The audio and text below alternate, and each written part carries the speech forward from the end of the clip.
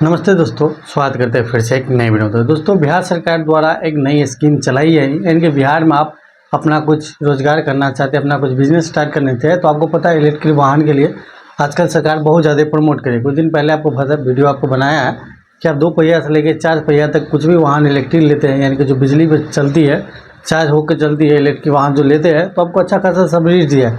उस वीडियो में मैंने सारा डिस्कस बताया था। अब क्या है, सरकार की एक नई पॉलिसी आ रही है कि जो भी कैंडिडेट ईवी चार्जिंग स्टेशन खोलना चाहते हैं, जैसे पेट्रोल पंप हो तो ऐसे इलेक्ट्रिक वाहन को चार्ज करने के लिए खोला जाता है, तो उसके लिए कि अच्छा खासा सब्सिडी दिया जाएगा। जैसे कि थंबनेल बताया कि 75,000 से लेकर 15 लाख तक लेके इसमें सब्सिडी मिलेगी। तो उसके लिए पूरी प्रोसेस आ चुकी है, क्या कैटेगरी रहने वाले, कौन खोल सकते हैं, कैसे खोलना होगा, ज़मीन है तो क्या मिलेगी, ज़मीन नहीं है तो कितना मिलेगी, वो सारी जानकारी इस वीडियो में आ चुकी है। सारी जानकारी समझाएंगे, बताएंगे। तो बाकी जो नोटिस दिया गया है, जो अपडेट दिया है बिहार सरकार के द्वारा, उसके लेके सारी जानकारी आपको बता देते, समझा देते, और ये भी बता देंगे लास्ट में कि अप्लाई इसकी कब से शुरू होगी और कब से शुरू नहीं होगी। आइए सारी जानकारी जानते हैं, समझते हैं, उसके बाद आगे की जानकारी जानेंगे। तो इसकी पूरी जो जानकारी है इस पोस्ट के माध्यम से आपको हम बताने वाले हैं कि क्या क्या जानकारी इसमें दिया गया है, क्या क्या आपको करना होगा। आगे सारी जानकारी समझिएगा स्टेप बाय स्टेप।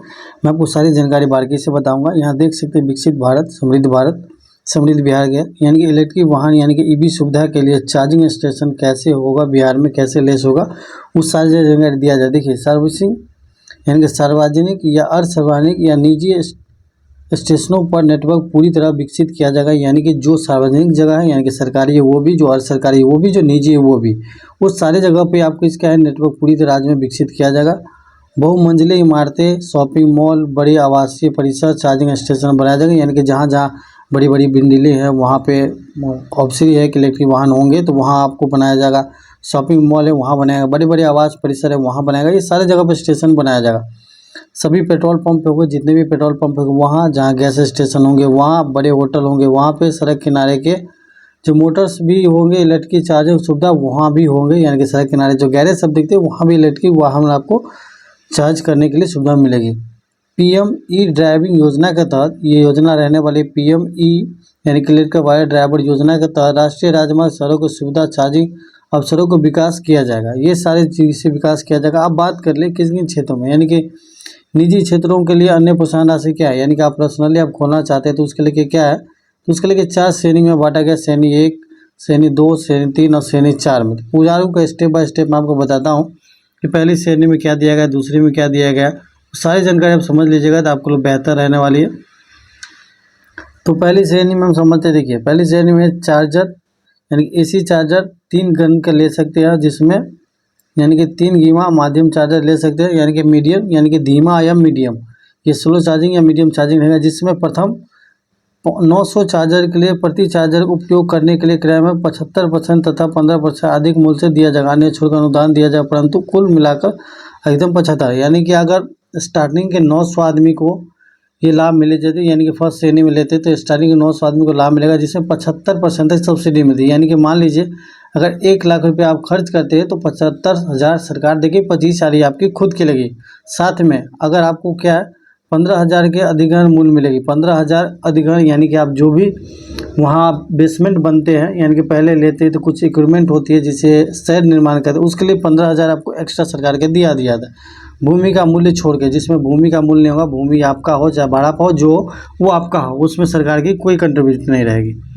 दूसरी श्रेणी की बात करें तो एसी चार्जर 2 गन के ले सकते हैं, जो तेज़ रफ्तार में चार्जर, उसके लिए प्रथम 450 चार्जर के लिए उपयोग करें मशीन करने के लिए 75% तक अनुदान मिलेगी, साथ में 37,500 का अधिक मूल्य मिलेगा, यानी कि इसमें भी 75% तक सब्सिडी मिलेगी, साथ में 37,500 रुपया के आपको शहर निर्माण के लिए अनुदान के रूप में वहाँ पैसा दिया जाएगा और परंतु कुल मिलाकर बात करें तो 2,25,000 तक ले दे होगी, यानी कि जितने भी आप बात करें सेकंड श्रेणी में लगाते हैं तो लगभग 2,25,000 तक ले आपको सब्सिडी की लाभ आप ले सकते हैं श्रेणी 2 में।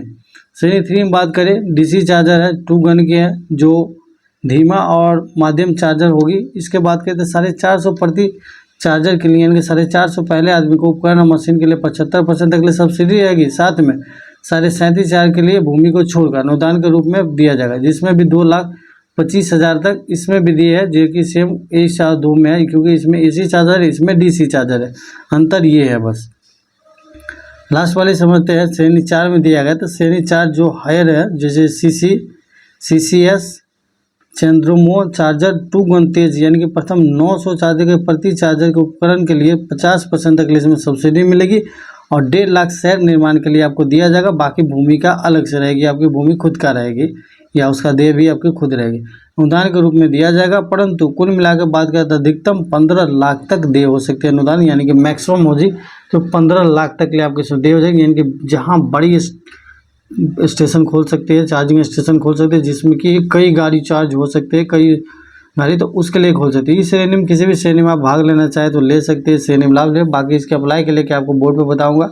सरकार की योजना बहुत अच्छा खासी योजना है, आप कमेंट सेक्शन में बताइए कि आपको कैसा लग रहा है। अब इलेक्ट्रिक वाहनों के चालन के लिए और सुविधा के सुरक्षित पर्यावरण, क्योंकि अब हर जगह जो इलेक्ट्रिक वाहन के चार्जर हो जाएगा, जैसे मान लीजिए अब कहीं भी गाड़ी से जाते हैं तो पेट्रोल पंप लगभग हर जगह आपको मिल जाता है। इसी तरह आपको EV चार्जिंग स्टेशन भी अब हर जगह देखने को मिलेगी, बिहार सरकार के लक्ष्य है। तो आपने इसमें सारा चीज़ बता दी, चारों श्रेणी के बारे में बता दिया कि 75,000 से लेकर 15 तो 4 श्रेणी में कर सकते हैं, श्रेणी 1 से लेकर श्रेणी 4 तक। आप जिस भी श्रेणी में इच्छा रखते हैं, जितना भी आपके बजट चाहते हैं लगाना, उस हिसाब से अपना कर सकते हैं, अनुदान सरकार के द्वारा आप ले सकते हैं।